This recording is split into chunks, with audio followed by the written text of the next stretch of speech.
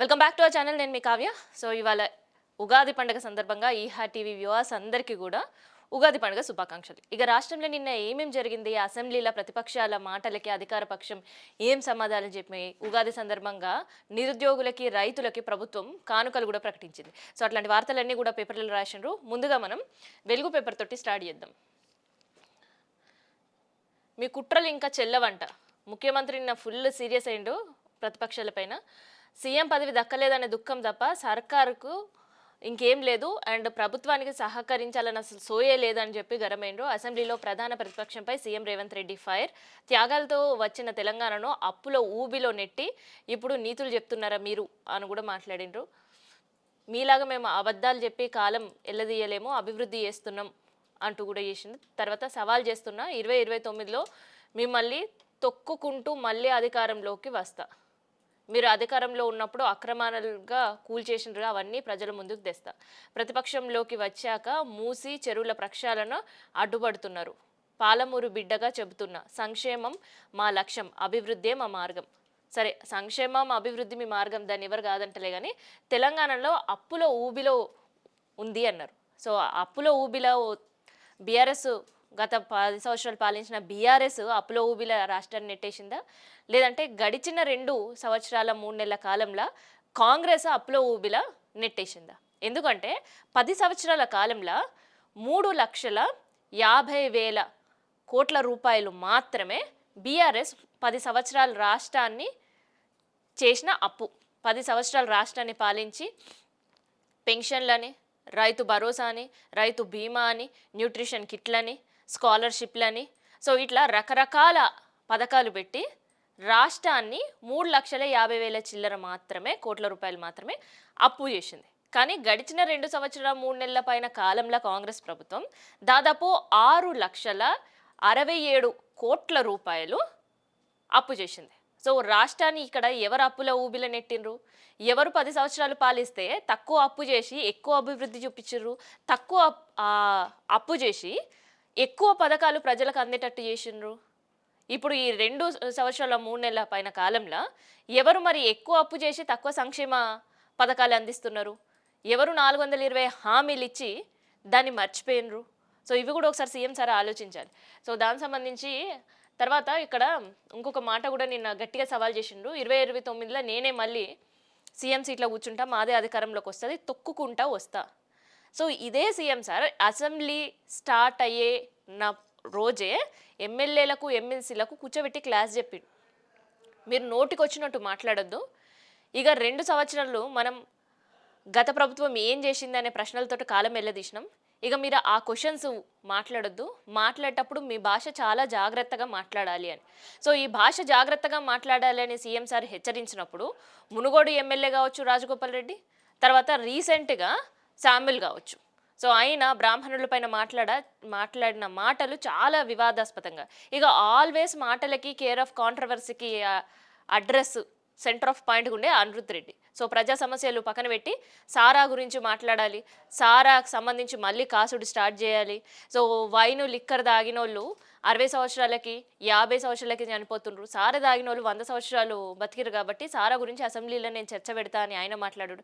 So వీళ్ళందరికీ counter ఇచ్చిండ్రు CM sir. So at least ఈసారైనా అసెంబ్లీలో బూతులు లేకుండా ఒకరినొకరు విమర్శలు చేసుకోకుండా ప్రజల సమస్యలపైన మాట్లాడతారు, అట్లే ఎమ్మెల్యేలు కూడా వ్యవహరిస్తారు.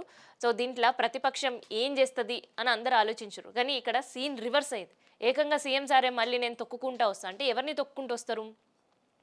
వెలుగుమట్ల బాధితులను బుల్డోజర్లతో తొక్కించినట్టు తొక్కుంటూ వస్తారా?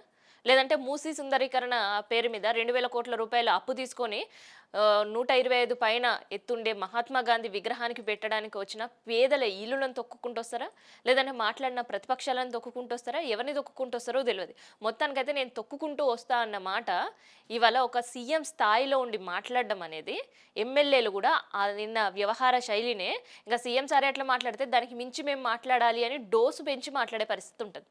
ఎందుకంటే గతంలో షేక్పేట్లో ఉండే మస్తాన్ ఉన్నాడు కదా, మటన్ కొట్టు మస్తాన్, తోలు తీసుడు ఎట్లనో తెలుసు, అట్లనే నేర్చుకుంటా, లేదంటే తోలు తీయడానికి వండి అని చెప్పి మాజీ ముఖ్యమంత్రిని అనడం, తర్వాత పేగులు తీసి మెడలేసుకుంటా అనడం, గుడ్లతోటి గోటీలాడుతా అనడం. సో ఇట్లాంటివన్నీ ఒక సీఎం స్థాయిలో ఉండి, ఒక రాజు స్థాయిలో ఉండి, ఒక రాజే మాట్లాడితే మిగతోళ్ళు ఏం చేస్తారు?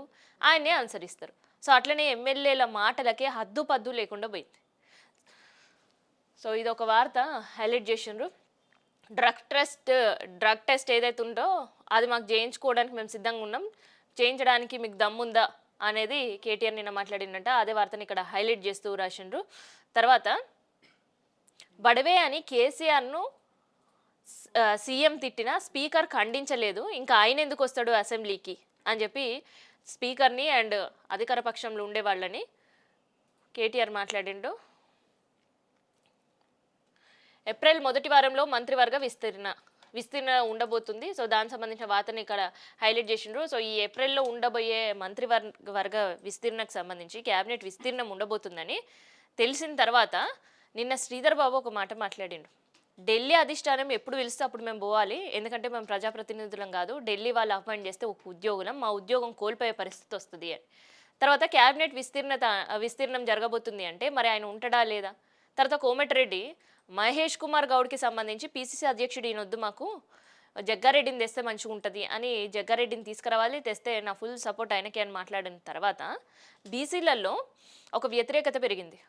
ఉన్నరే బీసీలు అరాకొరగా అటు మంత్రుల్లో కావచ్చు, లేదంటే క్యాబినెట్లో కావచ్చు, చైర్పర్సన్లో కావచ్చు, లేదంటే మరేదైనా పదవిలో. సో ఉన్న బీసీలను కూడా కాల్వట్టి కింది గుంజి మళ్ళీ రెడ్డిల నాడ పదవెక్కియాలి అనే ఆలోచన చేస్తున్నారు. ఇది సబబు కావని నిరసన కార్యక్రమాలు చేస్తున్నారు. సో ఒక్కొక్క మంత్రి ఒక్కొక్కలాగా మాట్లాడడం తోటి నిజంగానే ఎవరి పోస్టులు ఊస్ట్ అయితాయో తెలియని పరిస్థితి. ఇక మునుగోడుకు సంబంధించి కొత్త రాజ్యాంగం అడబెట్టి ప్రవేశపెట్టి ఆయన రూల్స్ పెట్టి రాజ్యం వెళ్ళే పరిస్థితి. సో ఆయనకు కనుక మళ్ళీ మంత్రివర్గంలో ఛాన్స్ ఇచ్చే అవకాశం ఉంటుందా? సో ఛాన్స్ ఇచ్చే సిచ్యువేషన్స్ కనిపిస్తాయా? లేదంటే జీవన్ రెడ్డి సార్ ఎప్పుడైతే ఇప్పుడు శ్రీరామనవమి తర్వాత నేను పార్టీ నుంచి వాకౌట్ అవుతున్నా, వేరే పార్టీలకు నేను జాయిన్ అవ్వబోతున్నా అనే ఇండికేషన్ ఇవ్వడం కాదు, డైరెక్ట్గానే నేరుగా చెప్తున్నారు. సో ఆయన రూట్లోనే మళ్ళీ మునుగోడు ఎమ్మెల్యే కూడా ప్రయాణించే పరిస్థితి ఉంటుందా చూడాలి. సో మొత్తానికైతే ఒక ఇంట్రెస్టింగ్ మంత్రివర్గం విస్తీర్ణంగా జరిగితే ఎవరైతే ఆశావాదులకి మంత్రి పదవి రాలేదో వాళ్ళందరూ కూడా పక్క పార్టీలకు జంప్ అయ్యే అవకాశం ఉంటుంది. దానికి నాంది జీవన్ రెడ్డి సార్ చేసినట్టు ఉంటుంది అనమాట. మెట్రో సిటీల్లో బతుకులు భారంగా ఉన్నాయంట, పెరుగుతున్న ధరలతో సామాన్యుడు విలవిలవుతున్నాడు. మెట్రో సిటీల్లో ఒక వ్యక్తికి నెలకు 27,300 ఖర్చు అవుతుంది. నలుగురున్న ఫ్యామిలీకి ఏకంగా ఇక అది లక్షకి దగ్గరగానే బడ్జెట్ ఉండాలి. అండ్ ముంబైలో అద్దెలు ఇతర నగరాల కంటే రెండింతలు ఉన్నాయంట. దేశంలో మిగతా సిటీలతో పోలిస్తే హైదరాబాద్ కాస్ట్ చాలా బెటర్గా ఉందంట. దేశంలో నగరంలో కాస్ట్ ఆఫ్ లివింగ్ ఇక్కడ హైదరాబాద్లో తక్కువ ఉంది అనే వార్తని ఇక్కడ హైలైట్ చేస్తూ రాశారు. సో ఎందుకు హైలైట్ చేస్తూ రాశారు అంటే ఒక సర్వే చేసాను.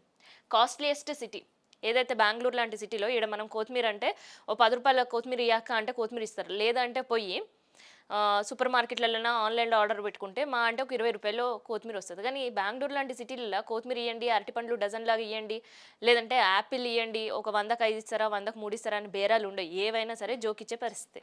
ఇక అక్కడ రెంట్స్ విపరీతంగా ఉంటాయి. సో ముంబైలో కూడా విపరీతమైన రెంట్స్ ఉంటాయి. లివింగ్ కాస్ట్ వాళ్ళు పెట్టాలి అంటే వాళ్ళ ఫుడ్ ఖర్చు కంటే కూడా అక్కడ ముంబైలో రెంట్ ఖర్చులు ఎక్కువ. సో సేమ్ దిశగా బెంగళూరు కూడా అట్లాంటి సిచ్యువేషనే ఉంటుంది. కానీ దాంతో పోలిస్తే జోబ్లో ఒక 50 రూపాయలు కనుక ఉంటే ఆ రోజంతా గడిపేస్తాడు. సో ఏ చిన్న స్ట్రీట్ పైన కూడా ఒక ఫుడ్ సెంటర్ పెట్టుకున్నా కూడా ఆ ఫ్యామిలీ ఆ ఫుడ్ సెంటర్ పైన బ్రతికేసే పరిస్థితులు ఉంటాయి. సో అందుకనే ఒక వ్యాపారం చేసుకోవాలన్నా, లేదంటే వ్యాపారం చేసే వాళ్ళ దగ్గర ఉద్యోగం చేస్తూ అయినా, లేదంటే సొంతగా వాళ్ళు ఏదైనా బిజినెస్ ప్లాన్ చేసుకోవాలన్నా, సో వీటన్నిటి కూడా హైదరాబాద్ ఒక అనువైన చోటు. సో బస్తీలల్లో ఇప్పటికే 2,500 నుంచి 3,000కి రెంట్కు ఉండే పరిస్థితులు కూడా ఉన్నాయి. సో హైఫైగా ఉండాలంటే గేటెడ్ కమ్యూనిటీలో నెలకి 1,50,000 నుంచి 2 లక్షలు రెంట్ చెల్లించే ఇల్లుల నుంచి నెలకి 5,000 కనీసం 2,500 2,000 రెంట్ ఇచ్చే ఇల్లులు కూడా హైదరాబాద్లో అందుబాటులో ఉన్నాయి. సో అందుకని ఉండడానికి రెంట్ తక్కువ, తినడానికి ఫుడ్ ఖర్చు తక్కువ, తర్వాత ఫ్రీ ఫుడ్ మన గవర్నమెంట్ సంబంధించి పొద్దున్నే అల్పాహారం కావచ్చు 5 రూపాయలకి, తర్వాత మధ్యాహ్నం మీల్స్కి సంబంధించి కావచ్చు, ఇట్లాంటివి కూడా ఇస్తుంటుంది. సో అందుకనే ఒక లోవర్ మిడిల్ క్లాస్ అయినా, ఒక పూర్ అయినా, ఎవరైనా కానీ హైదరాబాద్లో ఉండడానికి అనువైన. ఇక చదవడానికి ప్రభుత్వ స్కూళ్ళు, అంగన్వాడీలు, తర్వాత అది తెలంగాణ స్టేట్ వాళ్ళు అయితేనే. లేదు అని అంటే నామినల్ ఫీజులతో కూడా చాలా స్కూళ్ళే ఉన్నాయి, కొన్ని మిషనరీ సంబంధించిన స్కూళ్ళు ఉన్నాయి. సో వాళ్ళు నామినల్ ఫీజులు తీసుకొని పిల్లలకు చదువులు చెప్తున్నారు సేవా కార్యక్రమంలో భాగంగా. ఇక లక్షల కొద్ది ఫీజులు నర్సరీకి వసూలు చేసే స్కూళ్ళు కూడా ఉన్నాయి, అది వేరే విషయం. సో అందుకనే ఒక నెలకి ఒక 10,000 సంపాదించే వాళ్ళు కూడా హైదరాబాద్లో ప్రశాంతంగా ఉండే పరిస్థితి, లక్షల్లో సంపాదించే వాళ్ళు కూడా లగ్జరీస్ లైఫ్ హైదరాబాద్లో ఉండే పరిస్థితులు ఉంటాయి. సో దానికి సంబంధించిన సర్వే రిపోర్టే చెప్తుందన్నమాట. భార్య మామకు నిప్పంటించి అల్లుడు సజీవ దహనం చేసిండంట తండ్రి కూతుర్ని. ఆడపిల్ల పుట్టిందని అదనపు కట్నం ఇవ్వాలని ఘాతకం చేసిండు. హన్మకొండ జిల్లాలో ఈ ఘటన జరిగింది. సో కరెక్ట్ ఈ ఈ ఘటన జరిగే కంటే 22 రోజుల క్రితం సేమ్ సీన్ మనం యాదాద్రి భువనగిరి జిల్లాలో కూడా చూసినాం. సో అక్కడ భర్త అనుమానంతో, సో పుట్టిన కొడుకు కూడా నా కొడుకు కాదు అని అనుమానించిన తర్వాత ఆ భార్య తాళలేక 8 నెలల పాటు తల్లి గారింట్లోనే ఉంది. ఆ తర్వాత వాళ్ళ పెద్దనాన్న పెద్దమ్మ వచ్చి అత్తమామలతో మాట్లాడితే ఆ ఇంటికి వచ్చింది. వచ్చిన కనీసం ఒక్క 24 గంటలు కూడా గడవలేదు. సాయంత్రానికి వచ్చింది, పొద్దున్న శవమై ఉన్న పరిస్థితి, ఆత్మహత్య చేసుకుంది. సో అట్లాంటి అనుమానాలు తర్వాత ఇట్లాంటి ఇష్యూస్ పెరిగిపోతున్నాయి. 3,000 కిలోల కల్తీ పన్నీర్ సీజట, మరో 900 కిలోల కోవా, వైట్ క్రీమ్ నెయ్యి కూడా పట్టివేత, క్వాలిటీ పన్నీర్ అంటూ హైదరాబాద్ హోటళ్లు రెస్టారెంట్లకు సరఫరా, 6 అరెస్ట్, టెస్ట్ల కోసం ల్యాబ్కి శాంపిల్స్. గతంలో మనం ఒక వార్తలు వినేవాళ్ళం, ఫుడ్ సేఫ్టీ అధికారులు రైడ్స్ చేసినప్పుడు హోటల్స్లలో కుళ్ళిపోయిన పదార్థాలతోటి వండి పెడుతున్నారని, పాచిపోయిన దాన్ని మళ్ళీ వేడి చేసి ఇస్తున్నారని, సో ఫ్రిడ్జ్ల్లో ఉండే నాన్ వెజ్ స్టోర్ చేసి దాన్ని వడ్డిస్తున్నారని ఇవన్నీ విన్నాం. అంటే అక్కడ రెస్టారెంట్ హోటల్లో జరిగే కల్తీ అది. కానీ ఇప్పుడు ఆ హోటళ్ళకి రెస్టారెంట్లకు వచ్చే మెటీరియలే కల్తీగా వస్తుంది. సో ఇది ఒక్క ఘటన కాదు. ఇప్పుడు పన్నీర్ గురించి మనం మాట్లాడుకుంటున్నాం. ఖైరతాబాద్లో సెక్రటరియట్కి వెనకలనే ఉండే ఖైరతాబాద్ జూన్. ఖైరతాబాద్లో 1,008 కిలోల అల్లం వెల్లుల్లి పేస్ట్ సీజ్ చేశారు. సో కెమికల్లు, తర్వాత పొట్టు, చెత్త, అరటినార, కుళ్ళిపోయిన అల్లం, కుళ్ళిపోయిన ఎల్లిగడ్డలు ఉంటాయిగా, సో వాటితో చేసిన 1,008 కిలోల అల్లం వెల్లుల్ని సీజ్ చేశారు. వాళ్ళు ఎవరికి సరఫరా చేస్తున్నారు అంటే గల్లీలో ఉండే కిరాణా స్టోర్లకి, కాలనీలో ఉండే కిరాణా స్టోర్లకి, తర్వాత హోటళ్ళు రెస్టారెంట్లకి. తర్వాత అంబర్పేటలో పెరుగు పట్టుబడ్డది, 2,500 కేజీల పెరుగు. సో వాళ్ళు ఎవరికి సరఫరా చేస్తున్నారంటే వాళ్ళ పూర్తి బిజినెస్ గల్లీలో ఉండే పాల షాపులు ఫస్ట్, రెండోది ఏంటంటే ఇట్లాంటి హోటళ్ళు రెస్టారెంట్లు. సో ఇప్పుడు పన్నీర్ కూడా అదే పరిస్థితి. మంగళహట్లో దాదాపు టన్ను మాంసం పట్టుబడింది. సో ఇక్కడ జరుగుతున్న కల్తీ చాలదనుకున్నారు. ఫిరోజ్ అనే ఆయన వ్యక్తి, ఆయన ఏం చేసిండంటే కర్ణాటక నుంచి, కన్యాకుమారి నుంచి, ఢిల్లీ నుంచి, మహారాష్ట్ర నుంచి, జమ్మూ కాశ్మీర్ నుంచి అక్కడ చనిపోయిన జంతువులు ఉంటాయి కదా, ఆ మాంసం ఇక్కడ తెచ్చి ఫ్రిడ్జ్లలో స్టోర్ చేసి బల్క్గా హోటళ్లకు రెస్టారెంట్లకు అందజేస్తున్నాడు. సో ఇట్లా కల్తీ మయానికి కేర్ ఆఫ్ అడ్రస్ హైదరాబాద్ రేపు చెప్పుకునే పరిస్థితి ఉంటుంది. మరి కల్తీ చేసే వాళ్ళు అందరూ కూడా హైదరాబాద్ వాళ్ళు కాదు. బతకడానికి హైదరాబాద్కి వచ్చిన వాళ్ళు కొంతమంది, వ్యాపారం చేయడానికి హైదరాబాద్కి వచ్చిన కొంతమంది, సో వ్యాపారం చేస్తూ ఇక్కడ హోటళ్ళని మోసం చేయాలనే ఆలోచనతో వచ్చిన వాళ్ళు కొంతమంది. సో ఇట్లా మొత్తానికి ఒక ఫుడ్ జోన్కి హైదరాబాద్ అడ్డా అని చెప్పుకునే పరిస్థితి ఉండేది. అంటే ఒక స్ట్రీట్ ఫుడ్ పానీపూరి దగ్గర నుంచి విదేశీయాలు సైతం తినే ఫుడ్ ఇక్కడ ఉంటుంది అని చెప్పుకునేవాళ్ళు. కానీ దానికి భిన్నమైన పరిస్థితి ఏంటంటే హైదరాబాద్లో ఏది కొన్నా ఏది తిన్నా కూడా అది కల్తీకి కేర్ ఆఫ్ అడ్రస్, తినే ముందు ఒకసారి ఆలోచించుకొని తినండి అని చెప్పే పరిస్థితి. ఇక దీని అన్నిటికంటే కూడా నోటికి రుచి చూడాలా లేదంటే ఆరోగ్యానికి హెల్త్ ఇష్యూస్ చూడాలా అనేది ఆలోచించుకొని తినాలి హైదరాబాద్లో ఎక్కడైనా తినాలంటే. సో అట్లా మొత్తానికైతే కల్తీ పన్నీర్ పట్టుబడ్డదంట 3,000 కిలోలు. కొత్త డీజీపీ రేస్లో 3 ఉన్నారంట. సివి ఆనంద్, ఆప్, సౌమ్య మిశ్రా పేర్లను సిఫారసు చేసింది అంట యూపీఎస్. దానికి సంబంధించిన వార్తను కూడా ఇక్కడ హైలైట్ చేస్తూ రాసినారు వెలుగు పేపర్. గ్యాస్ సంక్షోభం కేంద్రం తప్పిదమే అంట. ముందస్తు ప్రత్యామ్నాయ చేయడంలో ఫెయిల్యూర్ అయినరు. వాణిజ్య రంగంలో మోదీ సర్కారు గాలి కొదిలేసింది. మొత్తంగా ఇదొక పాలసీ ఫెయిల్యూర్ అయింది అనే వార్త ఇక్కడ రాసిండు. సో మోదీ సర్కార్ మొత్తానికైతే ఫెయిల్యూర్ అయినరంట. సో అక్కడ ఒక ఫోటో మనం చూస్తుంటే తెలంగాణకు సంబంధించిన యాదాద్రి జిల్లాలో అది సరే ఎల్పిజి సంక్షోభంతో 23న కేరళలో సమ్మె చేపట్టబోతుందంట. ఆ వార్తను కూడా అక్కడ హైలైట్ చేస్తూ రాశారు. ఇక మధ్యాహ్నం భోజనం ఏదైతే ఉంటుందో దీనివల్ల 11 కోట్ల మంది విద్యార్థులకు మధ్యాహ్నం భోజనం సరఫరా చేయట్లో కొంతమంది కట్టెలు పొయ్యి పెట్టి వండుతున్నారు. దానికి సంబంధించిన ఫోటోను కూడా హైలైట్ చేస్తూ రాశారు. అయితే మోడీ సర్కారు ఎల్పిజికి సంబంధించిన ప్రత్యామ్నాయ ఏర్పాట్లు చేయడంలో ఫెయిల్యూర్ అయింది, ఓకే డన్. కానీ Japan, China, Pakistan, Afghanistan, Russia ఇట్లా మిగతా మన చుట్టుపక్కల ఉండే దేశాలన్నిట్లో కూడా పెట్రోలు విపరీతంగా పెరిగింది, డీజిల్ రేట్లు విపరీతంగా పెరిగినాయి. కానీ యుద్ధం ప్రారంభమై 17 రోజులు గడుస్తున్నా ఇప్పటి వరకు భారతదేశంలో ఎక్కడ కూడా పెట్రోల్ రేట్లు పెరిగిన పరిస్థితి లేవు, డీజిల్ రేట్లు పెంచిన సిచ్యువేషన్స్ లేవు. కేవలం ఎల్పిజి మాత్రమే కొడుతుండే పరిస్థితి. సో ఖతార్ నుంచి మనం ఇంపోర్ట్ చేసుకునే ఎల్పిజికి సంబంధించి ఖతార్ వాళ్ళు మేము ఇంకా ప్రొడ్యూస్ చేయలేమని చెప్పిన తర్వాత ఇంకేం చేస్తారు? సో ప్రత్యామ్నాయ ఆప్షన్స్ చూడాలి కదా. సరే డొమెస్టిక్ వాళ్ళకి అందరికి కట్ చేసేసి కమర్షియల్ వాళ్ళకే ఇచ్చేస్తే అప్పుడు డొమెస్టిక్ పైన ఆధారపడి ఉన్న గృహ వినియోగానికి సంబంధించిన వాళ్ళు ఏం చేయాలి? హోటల్ పోయి భోజనం చేయాలి పరిస్థితి.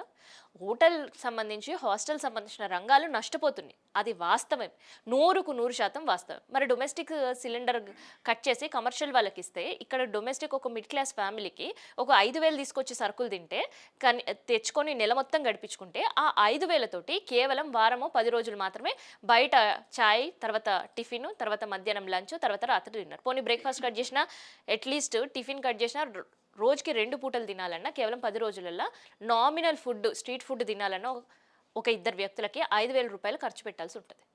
సో ఆ 5,000 రూపాయల ఖర్చు డొమెస్టిక్ పర్పస్ ఉండే ఒక మిడ్ క్లాస్ ఫ్యామిలీలకి ఇబ్బంది అవుతుందని డొమెస్టిక్ పైన ఎక్కువ ఆంక్షలు పెట్టకుండా కమర్షియల్ మాత్రమే కేంద్రం కట్ చేసింది. ఇక పెట్రోల్ డీజిల్ రేట్లు అయితే మన దగ్గర పెరగలేవు కదా. కొన్ని దేశాల్లో మీకు 15 రోజులకి కార్లల్లో 15 లీటర్లు మాత్రమే, అంతకు మించి మేము ఇయ్యలేమని. ఈవెన్ తిరిగే పబ్లిక్ ట్రాన్స్పోర్ట్ బస్సులకు కూడా మీకు 15 రోజులకి 30 లీటర్లు మాత్రమే మేము డీజిల్ పోస్తాం, అంతకంటే ఎక్కువ మేము పొయ్యము అని కూడా ఆయా దేశాలు కంట్రోల్ చేస్తూ ఆంక్షలు పెట్టిన పరిస్థితి. సో భారతదేశంలో అక్కడ అట్లాంటివి ఏమైనా ఆంక్షలు చూసినామా? లేదు. సో ఎల్పిజి సంబంధించి ఏం చేస్తారు? 15 రోజులకు సంబంధించిన నిల్వలు తెచ్చి పెట్టుకుంటారు. తర్వాత 15 రోజులకు సంబంధించిన ఏదైతే వినియోగం ఉంటుందో అదంతా కూడా కంటిన్యూ అవుతుంది. సో ఎక్సిస్ కొని ఎల్పిజి గ్యాస్ ఎక్కడ పెట్టుకోవాలి? సో పెట్టుకునే పరిస్థితులు మన దగ్గర లేవు, ఆ వ్యవస్థ మన దగ్గర లేదు. సో అందుకని దానికి ప్రత్యామ్నాయంగా ఎలక్ట్రిక్ పొయ్యిలు, ఇండక్షన్లు ఇవన్నీ కూడా వినియోగం అనేది స్టార్ట్ చేశారు. గ్యాస్ క్షేత్రాలపైన క్షిపణుల వర్షం కురిపించిందంట. ఇరాన్ పైన అమెరికా అండ్ ఇజ్రాయెల్ బాంబుల దాడులు చేసినట్టు కూడా ఇక్కడ వార్తలు రాస్తున్నారు. గల్ఫ్ దేశాల్లో ఇంధన సదుపాయంపై దాడులు చేస్తామని ఇరాన్ తీవ్రంగా హెచ్చరించింది. ఇజ్రాయిల్ దాడుల్లో ఇరాన్ నిఘా మంత్రి మృతి చెందినట్టు కూడా ఇక్కడ వార్తని హైలైట్ చేస్తూ రాస్తున్నారు. నేను బ్రతికే ఉన్నా నెత్యూన్ చెప్తూనే ఉన్నాడు. సో ఒక పక్క నేను బ్రతికే ఉన్నా అంటే ఇరాన్ దానికి కూడా స్పందిస్తూ ఎక్కడున్నా ఏ కలువులో దాక్కున్నా నేను చంపే వరకు మేము ముక్కోమని. ఎందుకు ఇరాన్ ఇజ్రాయెల్ పైన ఇంత కక్ష కట్టిందంటే, ఇజ్రాయెల్ ఎందుకు యుద్ధంలో దిగింది అంటే కేవలం తమ నిఘా వ్యవస్థ స్పైలని ఏదైతే ముందుగానే ఇరాన్లో ప్రవేశపెట్టి అక్కడ ఉండే ప్లేసెస్ని అండ్ ముఖ్య నేతలకు సంబంధించిన సీక్రెట్ ప్లేసెస్ని అండ్ మిలిటరీలో ఉపయోగించే మిజైల్స్ సంబంధించి కావచ్చు, యుద్ధ పరికరాలు వాళ్ళ దగ్గర ఏమున్నాయి, ఎన్ని రోజుల వరకు వాళ్ళు పోరాడే సత్తు ఉంటుంది, ఇట్లాంటిదంతా కూడా 2 సంవత్సరాల పాటు ఒక నిఘా వ్యవస్థ ఏర్పాటు చేసి అండ్ ముఖ్యులకు సంబంధించిన గ్యాస్ట్రెంటాలజీ ప్రాబ్లం ఉన్నా, లేదు అంటే డెంటల్ సంబంధించి ఉన్నా, సో వాళ్ళ బాడీలో చిప్పులు ఇన్స్టాల్ చేసి వాళ్ళు ఎక్కడెక్కడ వెళ్తున్నారు అండ్ ఏ ఇష్యూస్ చాలా సీక్రెట్గా ఉంటాయి అండ్ యుద్ధానికి సంబంధించి దిగితే వాళ్ళ సామర్థ్యం ఎంత అండ్ ముఖ్య నేతలు ఎవరైనా పారిపోవాలనుకున్నప్పుడు ఎక్కడెక్కడ ఏ ప్లేసులలో బంకర్లు ఉన్నాయి, ఇట్లాంటివన్నీ కూడా సీక్రెట్ ఇన్ఫర్మేషన్ అంతా కూడా తీసి వాళ్ళ దగ్గర పెట్టుకున్న తర్వాత యుద్ధానికి సిద్ధమైన పరిస్థితి. సో అందుకనే ఖమేనీని ఇక్కడ వీళ్ళు హతమార్చిండ్రు, ఇజ్రాయెల్ అమెరికా. కానీ అమెరికా నేనే చెప్పుకుంటారు, ఇజ్రాయెల్ పాత్ర ఏం లేదు, నేనే అమెరికానే హతమార్చింది అని చెప్పి. కానీ ఇరాన్ ఫోకస్ మొత్తం కూడా ఇజ్రాయెల్ పైనే పెట్టింది. ఎందుకంటే వాళ్ళని ఏం చేసిర్రు, స్పై ఎలాంటి ఇన్ఫర్మేషన్ సేకరించిండ్రు అనే దానివల్ల దేశానికి ఎంత నష్టం జరుగుతుంది అనేది చాలా సీరియస్గా పెట్టింది. కాబట్టి ఖచ్చితంగా నెత్యూన్ పైన మేము ప్రతీకార చర్యలు తీసుకుంటాము అనేది కూడా హైలైట్ చేస్తూ రాశారు. మూసీ పైన పూటకొక మాట మాట్లాడుతున్నారు. ప్రాజెక్ట్ పైన ప్రభుత్వం స్పష్టత ఉందా లేదా అని కేటీఆర్ ప్రశ్నించారు. ఎందుకు ఈ ప్రశ్నల వర్షం? బఫర్ జోన్ ఎలా నిర్ధారించిండ్రు? డిపిఆర్ సర్కారు రూపొందించిందా? ప్రాజెక్ట్కి అయ్యే అంచనా వ్యయం ఎంత? నిర్వాసితుల కుటుంబాలు ఎన్నున్నాయి అండ్ కల్పించే పునరావాస సౌకర్యాలు ఏంటి? అసెంబ్లీలో ప్రశ్నలు సంధించిన కేటీఆర్ అనే వార్తని ఇక్కడ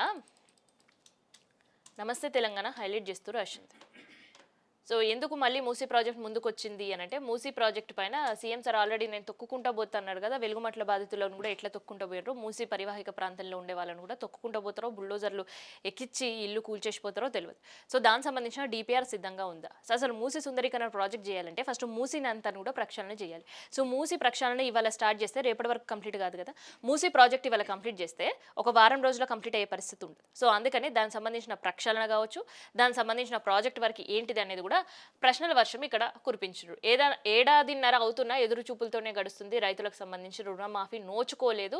అండ్ ఒక్క బ్రాంచ్లోనే 900 మందికి పైగా నిరాశగా ఎదురు చూస్తున్నారు అనే వార్తను రాసినారు. అప్పుల బాధతో 2 రైతులు ఆత్మహత్య చేసుకున్నారు అనే వార్తను కూడా ఇక్కడ హైలైట్ చేస్తూ రాసినారు. దాంతోపాటు ఆటో డ్రైవర్ ఆత్మహత్య చేసుకున్నారు. ఎందుకంటే ఆటో డ్రైవర్కి సంబంధించిన గిరాకీ కాక అండ్ వాళ్ళ ఇన్స్టాల్మెంట్స్ కట్టలేక అండ్ ప్రభుత్వం వాళ్ళకి ఇచ్చిన హామీ నెరవేర్చలేదని చెప్పేసి, తర్వాత నిరుద్యోగ యువత మరణం చేసుకున్నారు.